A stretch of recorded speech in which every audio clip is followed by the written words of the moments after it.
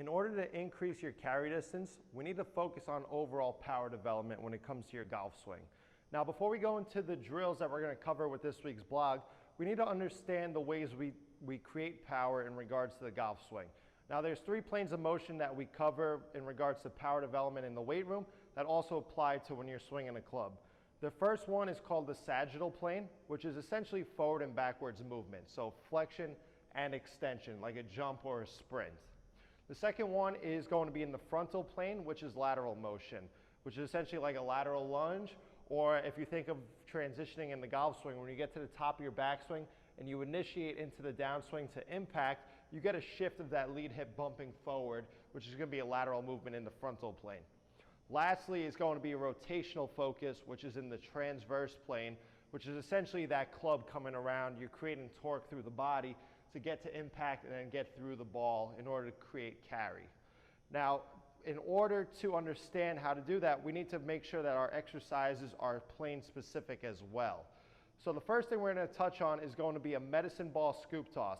I'm going to break this down into 2 separate exercises, one that's going to help you exert force and then one that's going to help you absorb force. The exertion force is going to be performance-based, while the absorption force is going to be more for preventing injury. This is eccentric loading to make sure that we aren't hurting ourselves over time.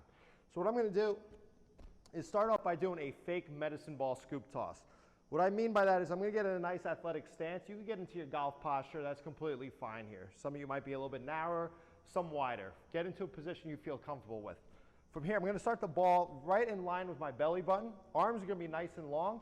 I'm going to load back as if I was taking the club back to my backswing. So I'm going to load back. I'm going to pretend to throw the ball as hard as I can. And I'm not actually going to throw the ball at the wall. I'm trying to essentially absorb the force here, decelerate, but still using the hips violently to get to impact. So I'm going to do that again. Load back, explode through, and then hold that finish position. As I go through that, I'm going to make sure I'm driving my lead foot into the floor. I'm trying to extend that trail hip. I'm getting full extension, trying to get my body facing the target line. I'm going to do one more rep. Load back, explode through, hold the follow through. Now, to take that a step further, we're going to add the actual throw in. So I'm going to do the exact same thing. Load back, explode through. Now this is exertion of the force, so I'm trying to really break the wall down with each throw. Load back, get through, hit the ball up the middle of the fairway. That's what I want you to think here. We go one final throw, load, explode.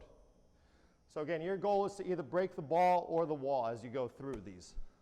So now for our second drill, we're going to focus on that sagittal plane like I mentioned earlier. Sagittal plane is going to be a forward and backwards motion, like a jump or a medicine ball slam.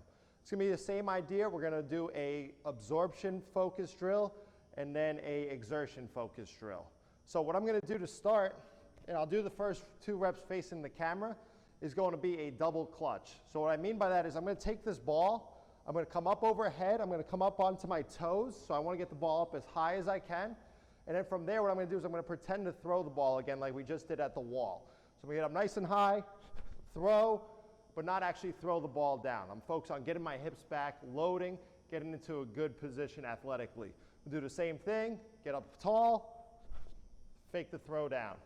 From the side, I'm going to do the same thing, get up nice and tall onto the toes, fake the throw, and then one final rep.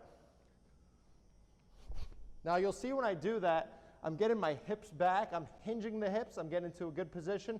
I'm making sure that my spine isn't just rounding like this, and my knees aren't getting in the way, because I would hit myself in the knees if I did that. I want to clear the hips back as if I was getting into my posture, okay?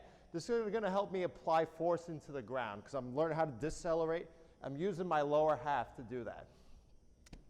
Now to exert force, we're going to do the exact same thing, but we're going to throw the ball. I'm going to take the ball now, getting up onto my toes, trying to break the ball. And then 2 reps from the side. So you'll see the same thing here, getting up tall, hips are getting back, loading. Make sure that I'm not just finishing by flexing the spine, knees aren't coming forward. One final rep. And just like what we did against the wall with the scoop toss, we're trying to break the ball with each rep.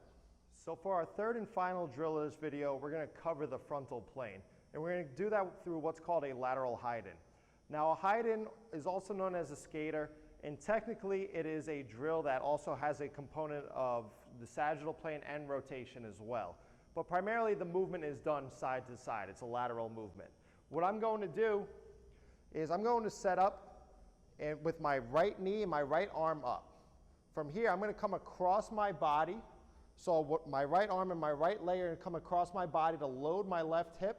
And what I'm going to think of doing is drive off the left hip to land onto the right leg. And you see I lost my balance there. This drill is great because it's going to be exertion of force and absorption of force as well. Meaning I'm pushing off of one leg, I'm going to land on the other leg to really try to catch myself and not lose my balance like I just did. So reviewing now, going to the left, my left arm and my left leg are going to come across my body. I'm going to jump off, try to stick the landing on the left leg. Okay? I'm going to go back and forth for 2 more reps and walk you through some things. I'm going to think of this like a slingshot, meaning as my right arm and right leg come across my body, I'm thinking of pulling my left hip this way. So as I go to the left, I'm going to think pushing off to shoot me that way. Pushing off the left leg, sticking the landing, trying to land nice and soft, pretend I'm landing on glass. Going back to the left, right arm, right leg come across my body, stick the landing. From the side, the way I'm going to position myself is the knee isn't really coming forward. I'm going to try to get back like this. So you'll see right leg is going to go back, right arm's coming back. I'm going to push off towards the camera to land on the other side. So you want to get the hip back as you go through these. Try not to let that knee drift forward. We go one final rep here. So right arm, right leg come across my body, push off the left leg, stick the landing on that right leg. And now back, drive off, stick the landing. So again, you're exerting force and learning how to absorb it. You're killing 2 birds with 1 stone with a hide-in. This one's a little bit aggressive, so I would start with the other 2, and as you get better from a power standpoint, start to implement this one in. So again, those are the 3 planes of motion, and that's how you start to improve your power over time.